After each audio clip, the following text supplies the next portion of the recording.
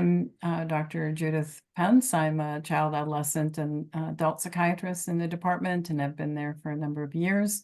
I wanted to mention and do a shout out about the program director position that I hold. That is an integrative psychiatry elective that offers some hands-on cooking these days via Zoom. We have family doc, Amy Robinson, who has offered her culinary skills. She's has the certificate from the Andy Weil program for culinary medicine. And we're doing at least 3 cooking classes, with one happening next week. If you have an interest, let Judith Rivera know and she can send you a Zoom. And just for those who don't know me, I have a passion in terms of nutrition, nutrients, and mind-body medicine. And I've learned over the years, especially with some of the research that Julia is presenting today and has created in the past, that key nutrients and nutrition are necessary in creating the crucial foundation for our brain and body chemistry. The optimal nutrient status differs for each of us, yet it's possible that you can learn from the research that's conducted today, but also other research that's been done, that we can all experience and balance mental health, including those that we serve, especially if we address key deficiencies that many of us are growing aware of these days. So that said, let me share the short bio I have for Dr. Rucklidge. Dr. Rucklidge is a professor, clinical psychologist at the director and is the director of the Puna Toiora, the Mental Health and Nutrition Research Lab at the University of Canterbury. Originally from Canada, she's a renowned clinical psychologist focusing on nutritional interventions for mental illness. With over 250 publications, as well as global talks, she advocates for healthy eating to enhance mental health. Her notable achievements include co-authoring the book, The Better Brain, a TED Talk with over 5,000 views, a free online course through edX on mental health and nutrition that has been taken by at least 75,000 students. And she has also received awards from the Ballin Award from the New Zealand Psychological Society, and has been named 3 times as one of New Zealand's top 100 influential women. Dr. Rucklidge, the stage is yours. Thank you. And the TED Talk got 5 million. So it's doing pretty well. All right. Thank you so much, Judith, for inviting me. Really, really appreciate it. And I love speaking to new audiences, and certainly I know that your audience is going to be really open to hearing about some of the latest research. For those of you I'm going to talk about a very specific study today, and related to using the nutrients within the context of antenatal depression, or prenatal depression, as you call it in the States. But we have done lots and lots more research. And so if you do get interested, then all you need to do is do a Google Scholar for my name, and you will find all the lists of all the different publications, and also lots of reviews that I've written over the years. So just in terms of disclosures, I do not have any commercial interest in any company or sale of any product or food. The nutrients that I'm going to talk about today have been donated to my lab alongside an active placebo so that we can study it. Outside of that, the companies that make the products that I've studied are not involved in any financial way. They don't provide any funding. They're not involved in the writing of the manuscripts. They learn about the outcomes of our research when we publish it. I think it's important to say that I eat mostly real food. Bonnie and I talk about 80-20 in the book as sort of a really good goal to go for, because you can't completely eliminate ultra processed foods. But I do think that's a fairly relevant disclosure, because it does mean that I potentially could be biased in some way towards good nutrition. And of course, there are many pathways to well-being and to improving our mental health, and I'm just going to talk about nutrition today. So just really, really briefly, to set the scene, is that we have dramatically changed our food choices in a very short period of time in terms of relative to human history. So we've gone from eating mostly whole foods to processed foods, which all in all is generally fine to eat processed foods. That's things like canning, pasteurization, heating, cooking, freezing. Those are all forms of processing that do retain the nutrient quality of the food under most circumstances. So this is the problem, is the ultra processed products. So this has become in the US, it's like more than 50% of the calories that are being consumed on a daily basis come from ultra processed foods. And it's for children or young people, that figure is 67%. So it's an enormous problem because the consumption of these foods means that you have less opportunity to be eating nutrient rich foods. It's been defined as by the NOVA classification as products that are chemically altered. They generally contain quite a few of ingredients that are not found in your kitchen. And that's kind of like the key indicator. If you see things that are on the label that you can't find in your kitchen, then it's a pretty good clue that the product is ultra processed, even if it's got lots of amazing attributes that are placed on the front of the package, like low in fat or plant-based or good, healthy for you. All of those marketing strategies are usually also an indicator that it's probably ultra processed. Ready to eat and drink, hyper palatable, and formulated industrially. So the things that are wrong with the ultra processed foods is that the one that people think of is sugar.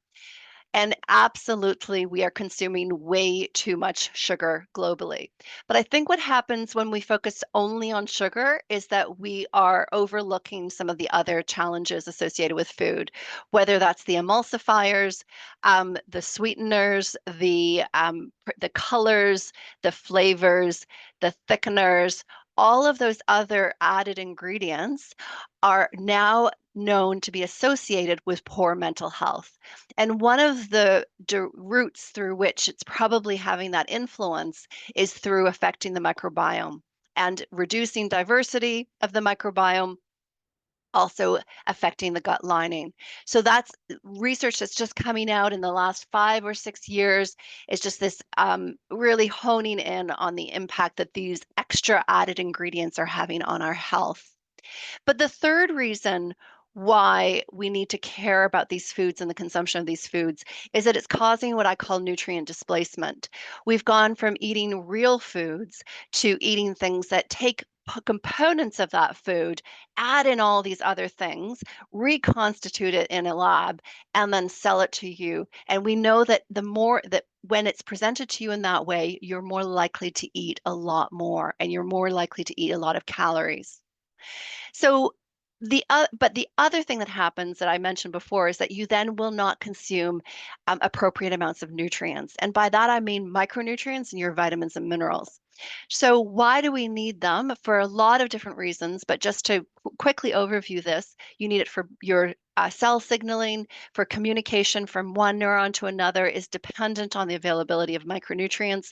Your mitochondria completely are dependent on the presence and availability of these nutrients to help reduce inflammation and support your inflammatory pathways and anti-inflammatory pathways, to keep our DNA healthy, and also to support detoxification pathways. So very simply, metabolic reactions are happening in your body all the time from A to B. Chemical A could be tryptophan, chemical B could be serotonin. You need an enzyme, and then you need these cofactors, your minerals and vitamins. And there's no special nutrient. Each one of us may have a greater need for certain nutrients, but this idea that there's this magic nutrient out there, vitamin D or zinc, B6, those are that's again that kind of advertising for one single nutrient is really misplaced, because you need the combination of all the nutrients together because they work synergistically. So we need to be consuming all of them. So just to look at the some of the pathways associated with the production of serotonin, what you see here is just all of those different nutrients that are required. And that was just showing you a very small piece of the serotonin pathway. So when you start to expand it out, you realize how important all these different nutrients are. So to now divert to what I really want to talk about today is that with all the research that we've done where we've been giving people nutrients and we've compared it to placebo and we consistently see these benefits in different areas, ADHD, depression, anxiety, stress. Really, if we're going to change and have a huge impact on mental health in the future, we need to get it right during pregnancy. And I think every one of you probably knows that. So the what I see as being the biggest picture solution to mental health is to fix the nutritional environment during pregnancy. And there is a huge opportunity here because we're really getting it wrong at the moment. And I'll just share some of the where we're at right now. So there's an enormous amount of research that spans decades that has looked at the effects of nutritional deprivation during pregnancy on the mental health of the offspring. So we know a lot about what happens when mom doesn't eat well during pregnancy. So we know that nutritional deprivation and early consumption of ultra-processed foods during that pregnancy will lead to an increased likelihood of lower birth weight, increased preterm birth, impaired brain development, impaired learning in that infant and offspring, poor self-control, lower IQ, more prone to irritability, low mood, impulsivity. You get the picture, concentration problems, difficulty with regulating and managing emotions and temper tantrums. And we've seen an absolute skyrocketing increase in the number of children presenting with those types of symptoms. So just to give you just one piece of data here to sort of, illustrate what's happening and what's being known. There was a study that was done with 1,234 in mother-infant pairs where they looked at what mom was eating during pregnancy and specifically focused in on sugar-sweetened beverages. And for every additional daily consumption of a sugar-sweetened beverage, so she's drinking at least one a day, that the effect on the average nonverbal IQ of that offspring is decreasing it by on average 1.5 IQ points. And you might think, oh, well, that's not very much.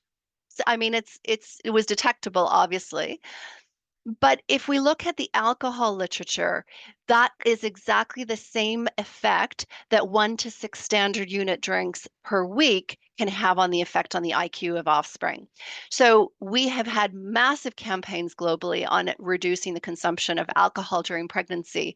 And so I think we now need to shift those campaigns towards the reduction of ultra processed foods, given the detrimental effects that have been observed, not just on IQ, but social emotional development of the offspring, the increasing likelihood of having ADHD, autism, etc. Healthy diet, though, has been very well documented to protect. So the more that mom is eating those whole real foods and fish during pregnancy, longer gestation, reduced likelihood of infant death, fewer neonatal care admissions, reduced likelihood of low birth weight.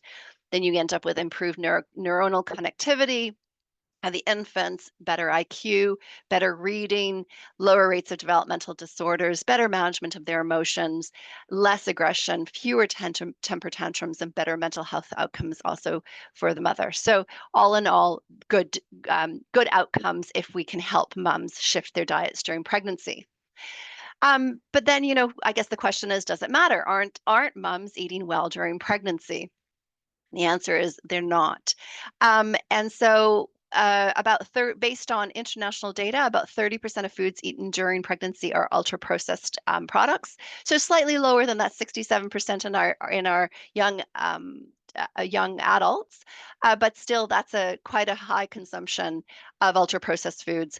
And what we know is that that's a key driver of poor dietary intake is going to be poor dietary knowledge. Food insecurity is a big challenge that we need to address, but I'm going to share a study that was done in the US that tackled that.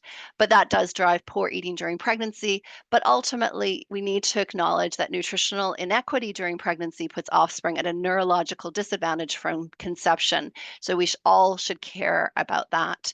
And so the solution is to support women to change their diet during pregnancy. And we know it works. And so this is a study that was done in the U.S., which is the Special Supplementation Nutrition Program for Women, Infants, and Children. and the data that's come out of that, where they've funded state funding for supplemental food, healthcare referrals, and nutritional education. Kind of some of the things that Judith was describing is, I mean, she's actively engaged in doing. For low-income pregnant, breastfeeding, and non-breastfeeding postpartum women for infants up to 5 years. And so what they found was that led to better cognitive outcomes, higher scores on assessment and of mental development at 2.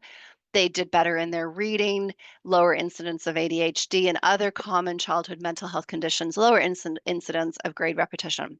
So really good outcomes. And so that gives us hope and confidence that it can be done, and that it can have a positive effect on the outcome for the offspring. So I absolutely always advocate for food first, but there are instances where it's too difficult to change diet. It's too difficult to learn those skills very quickly.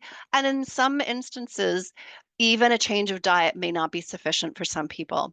And so what about supplementing? So I'm going to just dive into why we might want to supplement. The data are very clear that there's a lot of deficiencies that have been identified during pregnancy.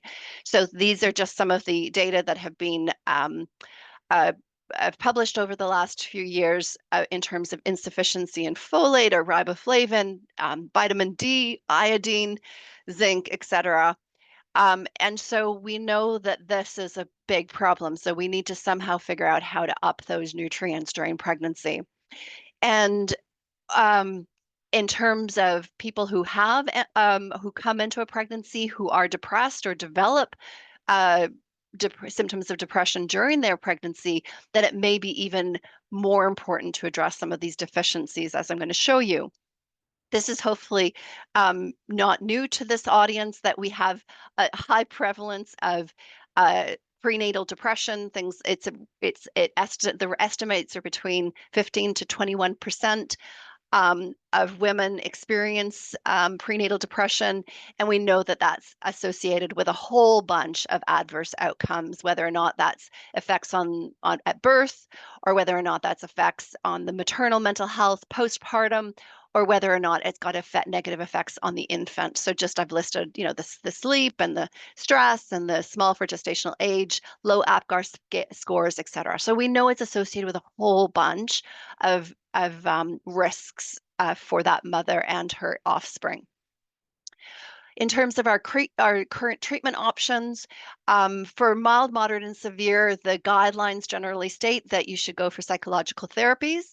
The problem with that is that the data are clear from studies is that a lot of people don't access them for lots of different reasons. It could be time, but it also can be just that we have a global shortage of mental health professionals. Medications is recommended in cases of severe depression. I think it's probably being used in cases that may not be so severe, because the rates of antidepressant use in pregnancy in the US is around 7 to 8%. So it does seem to be used quite a bit to address symptoms of depression in pregnancy.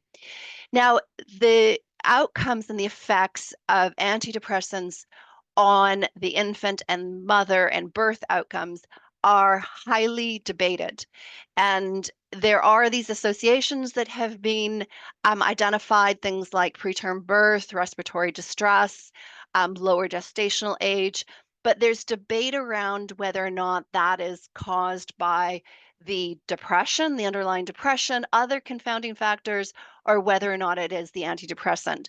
So the science doesn't seem to be settled on it. What I can say is settled is that if a mother is taking an antidepressant during her pregnancy, she is likely to have some of these. She has a higher risk of having some of these outcomes, but we can't say it's necessarily due to that antidepressant intake. And the reason why we can't say that is that there's been no controlled trials during pregnancy of the use of antidepressants. So there's never been a randomized controlled trial that has ever been done anywhere in the world that has compared an antidepressant to a placebo to see whether or not these effects are associated with actually due to the antidepressant or due to all of the other confounding factors. So I'm going to introduce you to Nutrimum. So Nutrimum is a study that we started in 2016. It started off as one PhD, and it turned into 3 PhDs, 3 masters, and 2 honors projects. And so we're still going with collecting more data. And the main focus of Nutrimum was to look at the effects of giving nutrients in high doses, um, but still within confines of limits of safety, but higher than your recommended dietary allowance.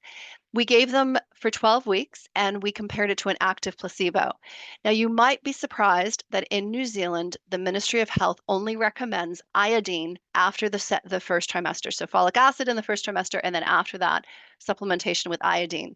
The reason for the supplementation with iodine is that New Zealand is deficient in iodine in terms of the soil. So that's why there's this focus on giving 150 micrograms of iodine to mothers during pregnancy. That's a fairly recent change, though. It wasn't, it's in the last 10 years that that's been the recommendation. So the inclusion into the study was singleton births. They had to be between 12 to 24 weeks gestation. They had to have at least a score of 13 or above on the EPDS. 16, they had to be at least 16, and they could not be taking psychiatric medications for at least 4 weeks prior to entry into the study. And we certainly didn't discourage women from stopping their medications and getting into the study. That's not something that we ever do in our studies. Then your typical exclusion criteria in terms of known abnormalities, serious medical, metabolic conditions, just those typical reasons why you might not enroll someone in a blinded trial. And then we had a lot of measures, but these are the ones I want to focus on today, which is looking at our primary outcomes, which was the EPDS, a clinical global impression of improvement, very typically commonly used in psychiatry, which is done blinded by the clinicians, and they take into account everything that they hear about that individual going through the study, not just the primary focus, which is on depression, but also listening and measuring outcomes for anxiety, for sleep, quality of life, taking all of that into consideration in their ratings. And then we were also interested in looking at the birth and infant outcomes. And the reason we ended up getting really interested in that, even though the study wasn't designed to look at that perfectly, what I learned really early on was that there was a lot of hesitation around referring moms to our study. And the worry was that the nutrients were being given in doses that were higher than your typical standard multivitamin that would be given during pregnancy. And so there was this concern that it might cause harm. And so we decided really early on that we're going to collect a lot of safety data. So we wanted to make sure that there wasn't any harm at birth. We wanted to look at some of those negative, are there any negative birth outcomes? So we got birth records. And then we wanted to see whether or not there was any impact on those infants in terms of like just the global ones, like things that you might be worried about if you were given thalidomide. Are there any obvious abnormalities? But also looking at infant regulation and these early indicators of long-term socio-emotional development. So here's the study. So very simply, we randomized 88 women to either the micronutrients or the iodine, the active placebo. There was riboflavin in the active placebo, which means that the urine color might change. So that allowed us to maintain the blind, and our blind is always really well maintained in our studies. Now, just listen carefully here, is that after they went through the 12 weeks, they then went into what we call open label. So all moms were offered the micronutrients until the birth of their child. That meant that we ended up with this days of exposure to the micronutrients. And it could vary from potentially 0 days, because if you entered the study at 24 weeks and you were randomized to a placebo and you birthed early at 36 weeks, you would never get the micronutrients during that pregnancy. But if you came in at 12 weeks, you were randomized to the micronutrients and you birthed at 40 weeks, and you would end up with potentially 6 months of exposure to the micronutrients. So we had this, we called it days of exposure. So it was a continuous number. And so what we did was, in order to better understand the impact on birth, we only took moms who were exposed to at least 2 months of the micronutrients during pregnancy. Why 2 months? arbitrary. We had no science to go by, but we figured 2 months was a decent exposure to the nutrients, and it's what we use in our non-pregnant studies. So then we had a bunch of people, though, who might have been ineligible or they didn't want to study, they didn't want to participate. And we offered them the opportunity to just monitor them through their pregnancy. So we ended up with 54, we call them controls or reference. They were typically not depressed, these mums, although some of them may have experienced some symptoms of depression during their pregnancy. And we also had a standard, what we called standard care, which were moms who decided to stay on antidepressants. So we had kind of like a reference, some kind of like local reference to better interpret the data coming out of Nutrimum. It's not perfect, it's not randomized. I acknowledge that, but you can imagine that it's not an easy thing to do is to randomize people to antidepressants or micronutrients during a pregnancy. It's never going to happen. So this is the best that we've got. And they were followed up. So what were they given? They were given, there's the list of the ingredients. It's nothing special, but as you can see in terms of percent of DV, those nutrients are being given in high doses. There were 4 nutrients that were given above the UL. The UL is the upper limit, and it's a sort of a limit that it doesn't identify toxicity, but it means that the higher you go above that, the greater the chance that you might have some negative outcome.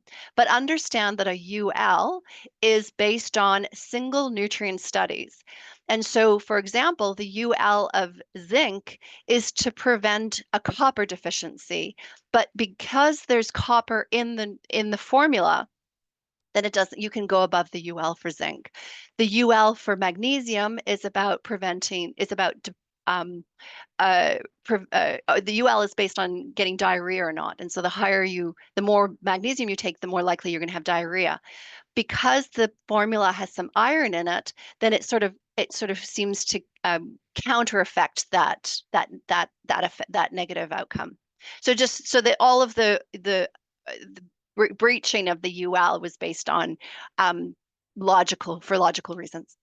So that's where I'm just explaining that RDA to the UL, and we think that that might be the therapeutic range that people need to have the outcomes that I'm going to talk about. So, and I've just sort of actually gone through those safety concerns, the magnesium, the niacin, the zinc, and the B6. So it's about the diarrhea, the flushing, the zinc, the imbalance with copper, and the worry about neuropathy, which actually doesn't happen until you take an enormous amount of B6.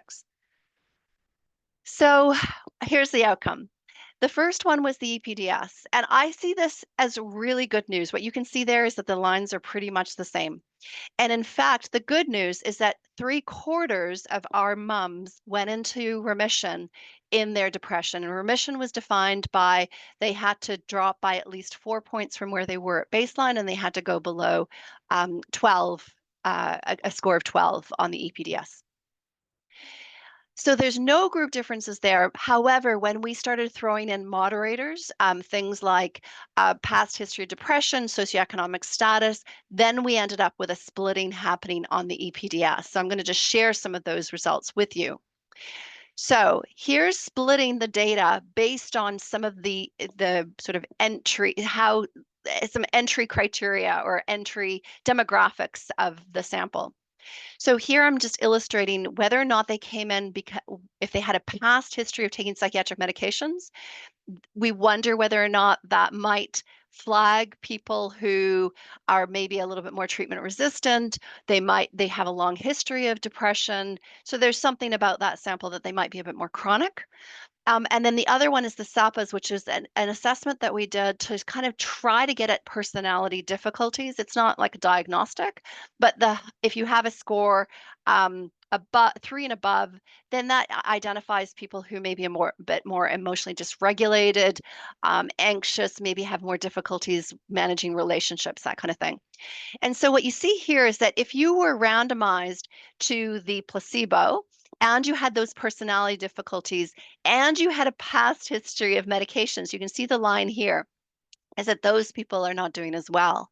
If you had those same attributes, you had this would be in the green. is that if you were randomized to the micronutrients and you had a past history of medications and personality difficulties, then you can see that that group did particularly well. So that identifies some of the people who will be particularly uh, will benefit particularly from this intervention. And that I think is really important as clinicians, is to know, well, who do we give it to? If you've got a finite resources, then should we be targeting all women who have depression, or are there specific ones who might actually benefit just from the monitoring, the kindness, the all of those other non-specific factors that happen when you go into a clinical trial that seem in themselves to have been largely beneficial for a certain group of women, and those are the ones who weren't on meds and who were didn't have these sort of personality attributes. So I think that's a really good, interesting finding to know who to target. When we look at the CGI did split without looking at the moderators. So there was a significant effect on the CGI. So that group difference there you see greater change being identified in the women who were on the micronutrients compared to the placebo. However, again, when we split the sample and we looked at it with these moderators, what we again found was the same thing, was that those moms who had personality difficulties, past history of medications, they were the ones who did the best and responded the most. So that's a really good news story. When we look at it from the perspective of the self-report, so did the moms think they were getting better and they identified themselves as, at the end of the trial, do I think I'm much to very much improved, or maybe I got a little bit worse? When we look at it that way and we look at all participants, there was a significant, this is the CGI, sorry. There isn't a significant group difference when we look at it this way, but again, when we split it by personality disorders, that's when you can see that really large split.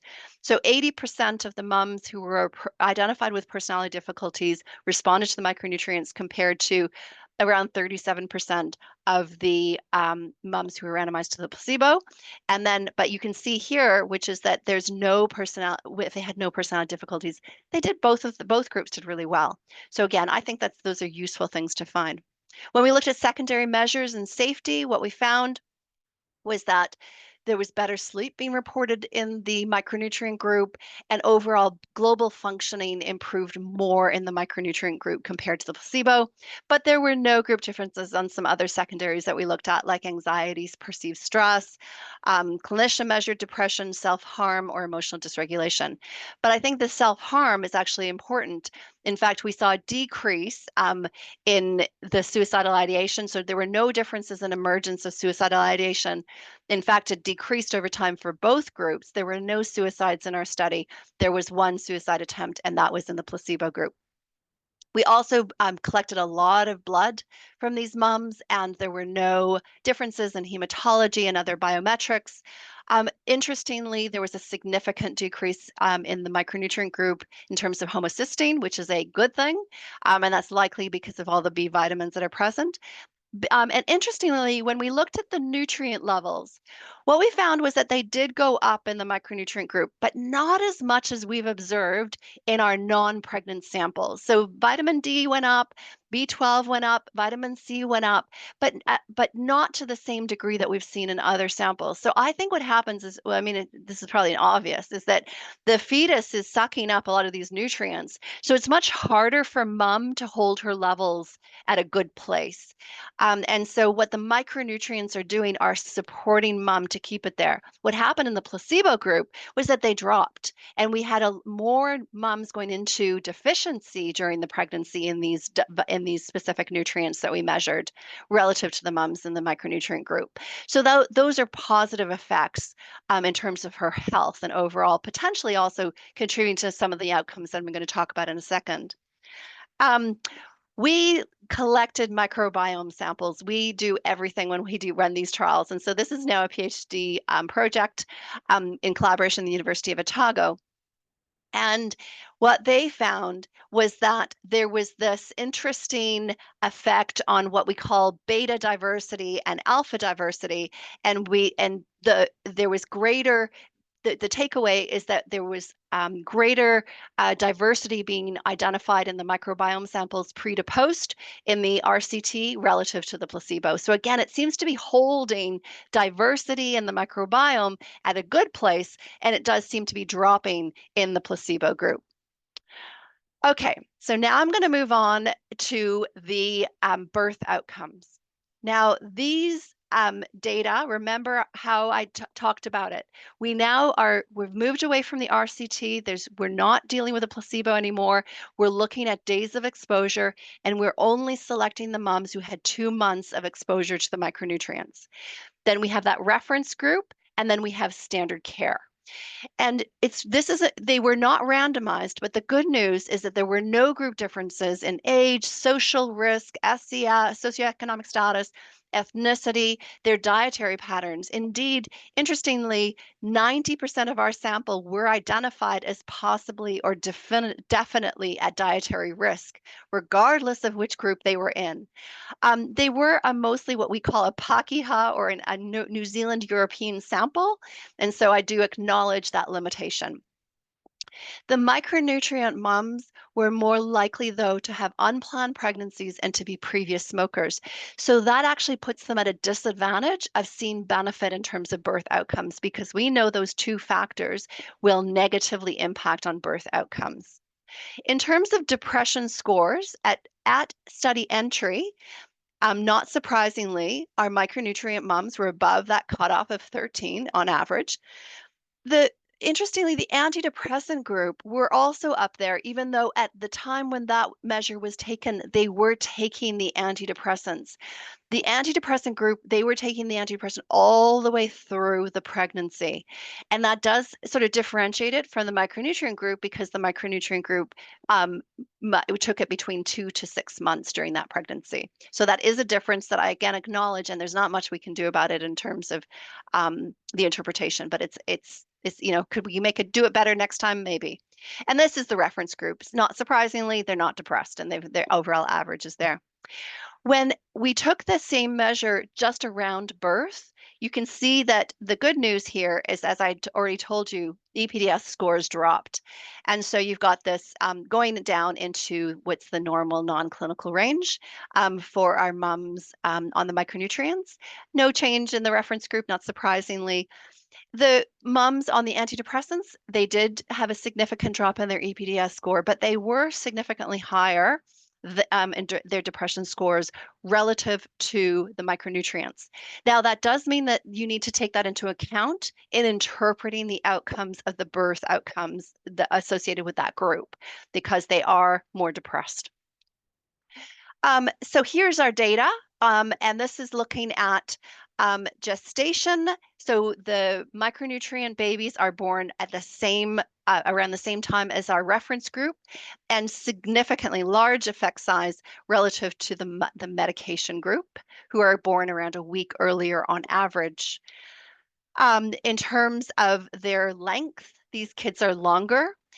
They're not significantly longer than the reference group, but they were significantly longer by about 2 centimeters relative to the antidepressant infants.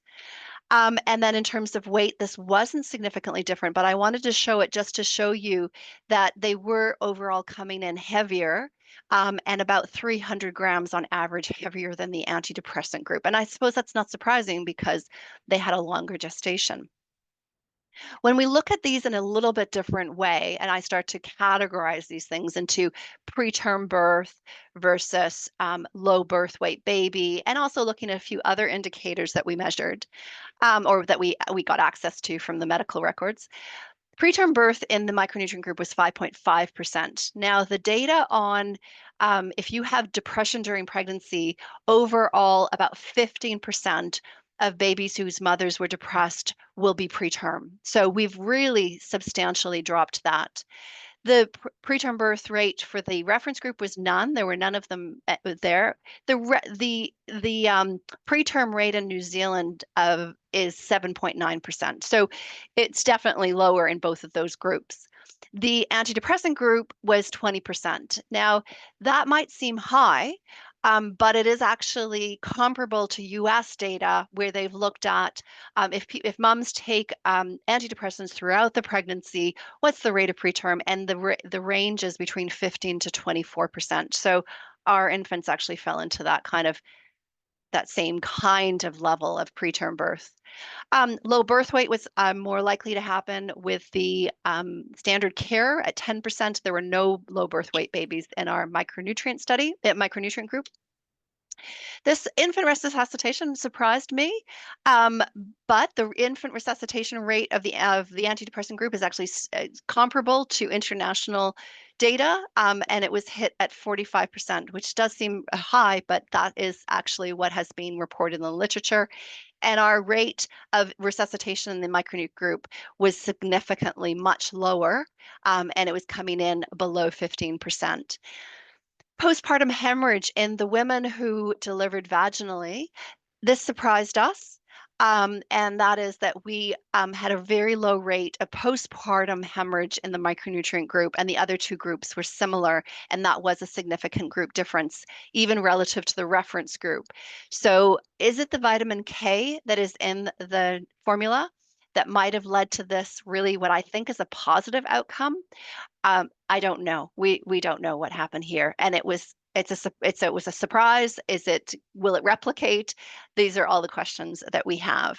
And then the NICU admittance was not significantly lower, but you can see that there was about a 15% rate of NICU admittance in the standard care group relative to under 10% for the reference group and for the micronutrient group. So in everything that we looked at, there was no indicator of harm. And that's what we were trying to ultimately show, was that we weren't harming these kids by giving them micronutrients. So this is really positive. And the really good news is that these data just got accepted about a week ago for publication in the Journal of Clinical Psychopharmacology. So hopefully in the next few weeks, you will be able to track down that reference. So if we just take one of these variables, does being preterm matter to the risk of later mental health problems? You probably know that being preterm is a risk factor. And so here's just one study of 1 million Swedes born between 1973 and 1986, compared with term births, those who were born in this preterm space that we were identifying, they're more likely to have psychosis, depression, bipolar. So this is a risk factor for mental health problems. So the fact that looks like we might have had a positive impact on preterm birth is overall, hopefully, a really wonderful good news story for the long-term outcomes of these kids. And so then I also promised you that we'd look at infant regulation. And so we did what's called the Brazelton, which is an internationally known measure that looks at reflexes. I'll just show you these videos. Here's an example of orientation. And then here's an example of one of the motor capabilities of being able to pull to sit. And so when we looked at these and we corrected for the gestational age because the standard care group were born early, when we looked at any of them, every single case, those micronutrient babies are outperforming the standard care, and in some cases are outperforming the reference group. So the first one here, this is the micronutrient group. This is that reference group. This is standard care.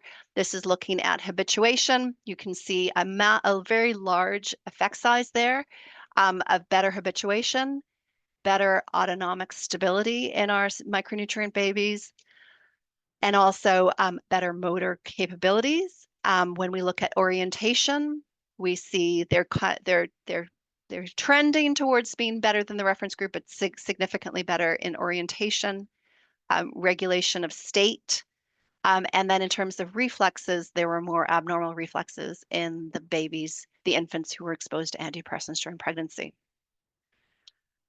What about postnatal depression? These data are not published yet. They're under review with the Journal of Affective Disorders, but I thought I would just share with you that sort of the long-term story. This is now looking just at those micronutrient kids. So the ones exposed, the moms who were exposed to the micronutrients.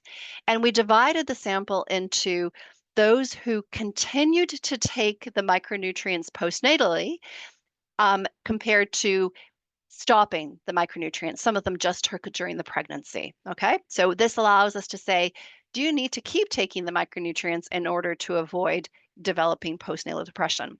And I think this is a good news story because we know, well, first of all, we know the risk for postnatal depression if you had prenatal depression is between 39 to 92%. So women depressed prenatally are 5 times higher, 5 times more likely to have poor mental health postnatally. So, irrespective of whether you stayed on the micronutrients postnatally or you kept taking them, we saw rates between 7 to 11%, depending on how we did the measure. So, whether we use the EPDS or we use the MADRS, which is a clinician administered measure. So, again, this is a really good news story because that's the rates that you'd see in a non depressed, prenatal depressed sample. So by giving additional micronutrients, we think we've mitigated some of the negative effects of depression, poor nutrition, and potentially antidepressants. But as I've said, that is contentious and controversial, whether or not antidepressants do have negative outcomes. So we saw benefit in terms of reduction in the in antenatal depression, better birth outcomes. We saw better infant regulation. We've seen better rates of postnatal depression. And we hope that long term, we're having better outcomes in terms of the likelihood of these kids developing depression, bipolar psychosis in their futures. So, side effects you might be wondering about. We do hear about nausea, dry mouth, gastro issues in the first few weeks of taking the micronutrients, although no more than the placebo. And this is typically resolved taking the pills with food and water, and just understand that this is not usually a reason why people stop the trial. So side effects doesn't typically lead to a lot of dropouts in our studies. But the positive thing is this absence of increased suicidal ideation, sedation, fatigue, carbohydrate, lipid problems, weight changes, sexual side effects. We've measured all of these different things, and we haven't seen anything that we should be concerned about around any of these side effects. But we also see improved sleep, regulation of emotions, resilience, and mood. And as I mentioned, reduced homocysteine in all of our studies as well. So I do want to mention just really briefly, because I know there's psychiatrists here who might be thinking, oh, wow, I'd love to know more about it. Well, I would certainly encourage you to talk to Judith about this and read more about it, because this is something that has been documented, is that if you have somebody who is on medications, you can't just give them the dose that we've been giving and think you're going to have a positive outcome. There's been a constant documentation by psychiatrists showing what they think is a potentiation with medications. And so it seems to amplify the effects of medications, so they end up being over medicated. And so the dose of the medications needs to be carefully titrated down. This is not something that I have expertise in, but there is literature out there, and you can go and maybe have a look at what Charlie Popper has written in this space to better understand how to do this cross tapering effectively. Why does it happen? We don't know. Is it because of effects on clearing of enzymes? Is it got to do with that? What I showed you, we're providing the building blocks of serotonin. SSRIs are also having an effect on the serotonergic system. Is that why there's this potentiation? At this stage, we don't know why that happens. So overall, in summary, we think we've offered a pretty safe option, and I think we've shown that the results we showed with antidepressants are comparable to what's being documented in the literature. There was no signal of any adverse events based on taking the micronutrients. They might even mitigate the risks associated with depression. It is the first study to highlight potential benefits of micronutrients, so we do want to. I'd love to see this replicated. I want someone to get excited about this. We think that there might even be protective effects, reducing postnatal depression. And of course, I acknowledge the limitations, and I think I've mentioned them throughout the talk today, but they were more mild to moderate. So we probably didn't capture severe. Would we see the same things with people who have severe depression? It's not generalizable, obviously, to people who take medications during pregnancy. We have no idea. And also, I mentioned that varying number of days was also a limitation. So we want replication, larger sample sizes, greater diversity. in the sample. But at the end of the day, hopefully this at least provides another option that can be shared with families. It's published. All of the data that I've, other than the postnatal depression data, are published and they're out there. So can it save money? I think it might. I looked at how much it costs for preterm births in the US, and it's about 28,000 estimated. And the cost of the micronutrients would be about 780 for 6 months. The rate of preterm birth was 5.5%. The rate of preterm birth, if you're depressed, is around 15%. So ultimately, it's crazy when you start to do it this way. And I didn't realize how many kids are born in the US every year. It's 3.5 million.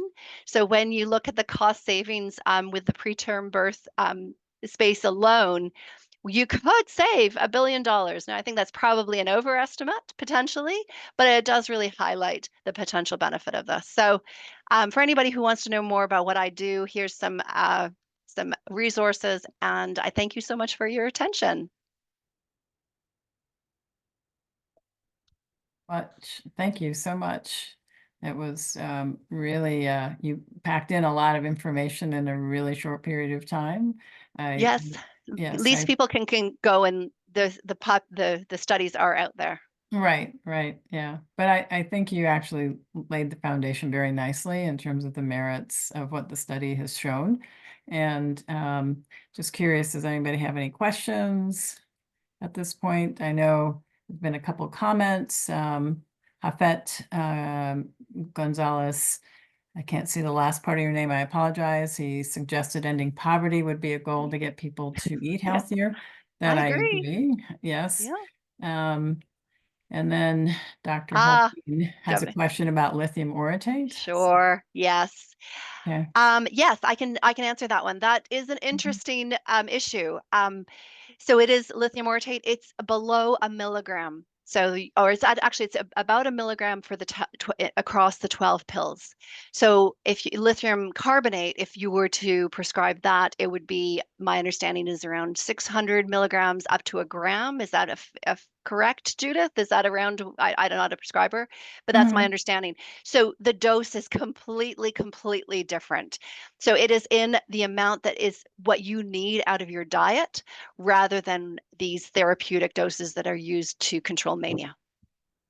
So, Peter, you're right. Natural occurring lithium Mhm. does reduce suicidality. And we know that lithium carbonate is one of the best medications that we know for chronic suicidality.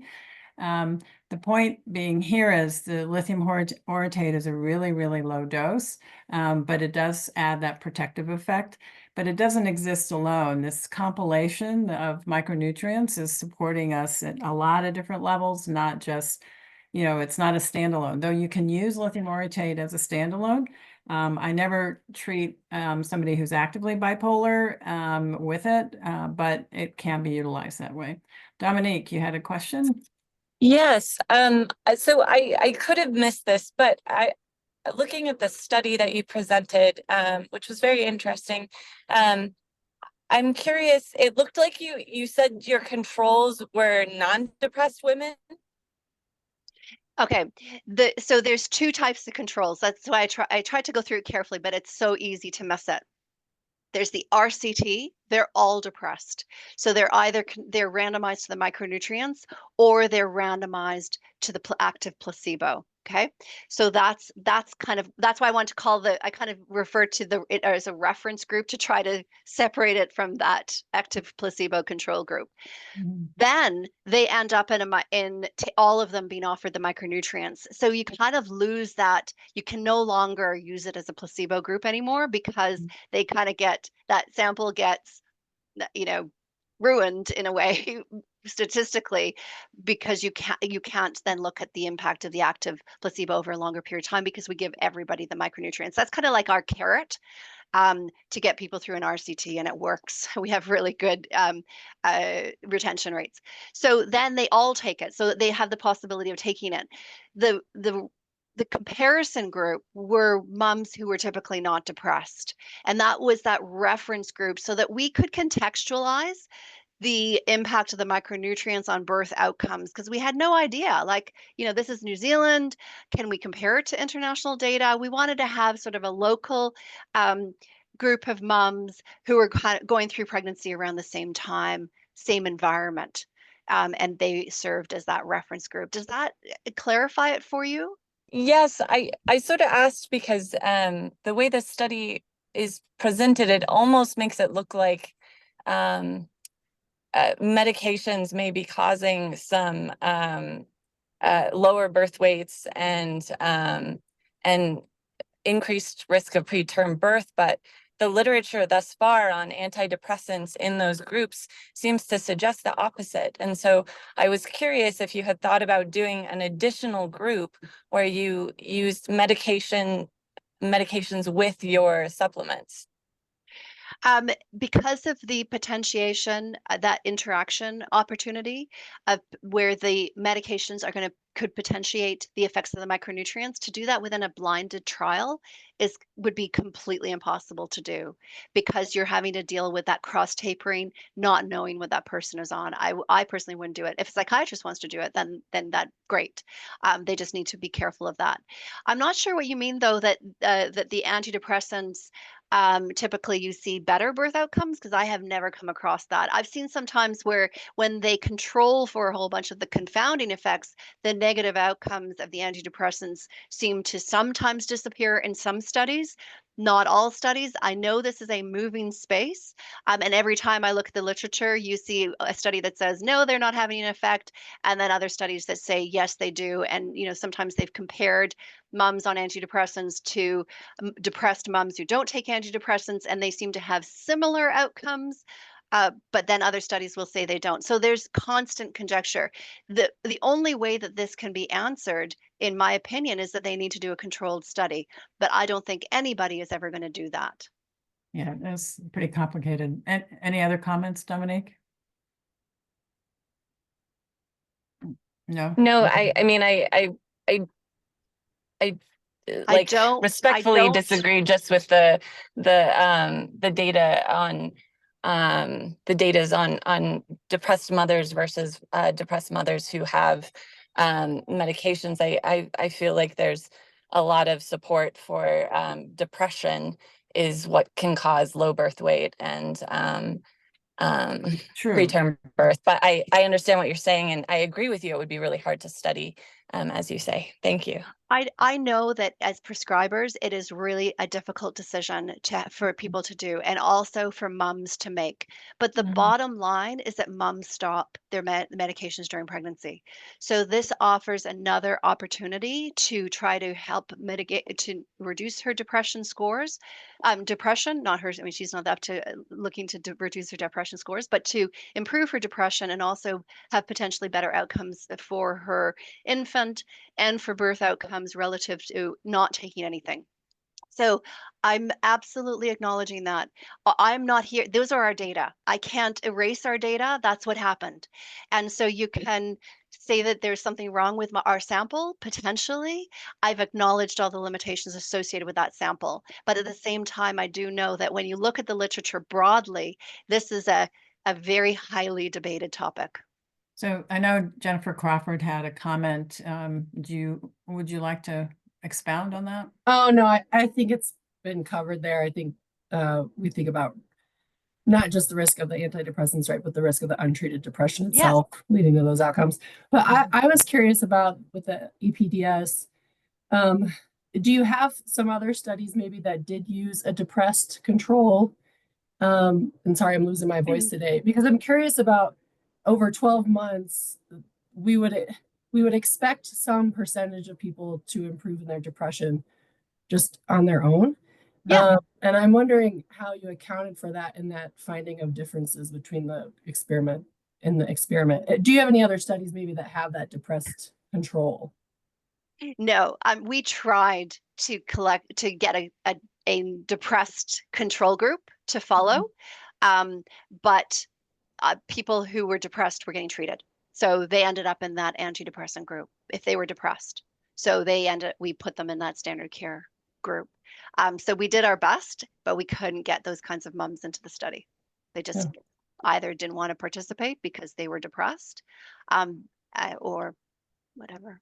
So we did try really hard. It is not easy to do a study during pregnancy, is what I have learned from all of this. You say, do we have more studies going? Not at present. I would love to see another group replicate this and to look at this, to address some of the limitations from our study. It is just, it's a world first. So I think at the end of the day, this is a positive story for those moms who are who are unwilling, who don't want to take medication during pregnancy. This now offers another avenue that has got, actually, to be honest, and I'm sure some people might disagree with this, but this is more data than antidepressants, because we've got more controlled data on this outcome, because there's never been any controlled studies of antidepressants during pregnancy, and I understand why. Acknowledge that it'd be unethical to do that kind of study. I also want to point out two things. Dr. Rose makes a very good point, and I don't know if you want to speak up, Dr. Rose, and then I'd like to add to whatever you say.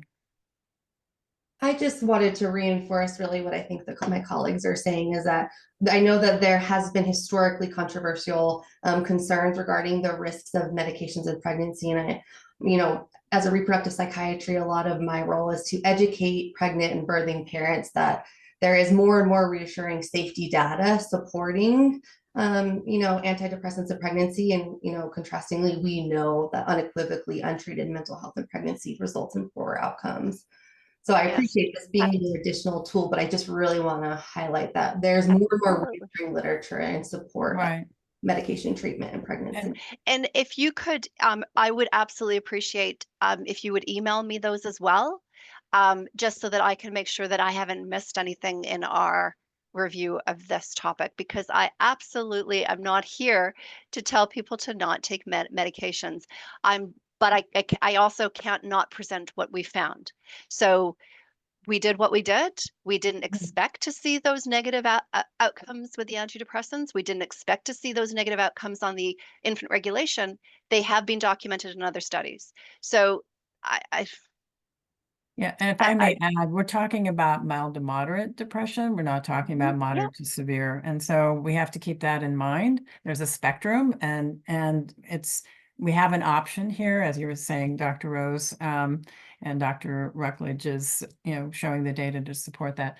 We're past the hour. I really thank everyone. If people want to stay and ask a few more questions, I don't know, Julia, do you have a few moments, or?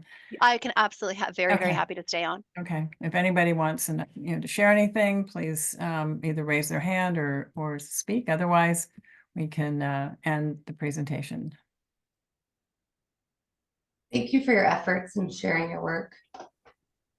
Thank you.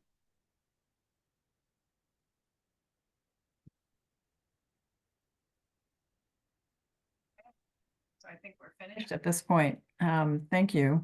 I read the study, and you actually helped me see parts of it that I didn't fully understand, and I appreciate the diagram that showed that difference there in terms of the medicated group, versus the and then also the follow-up postnatally.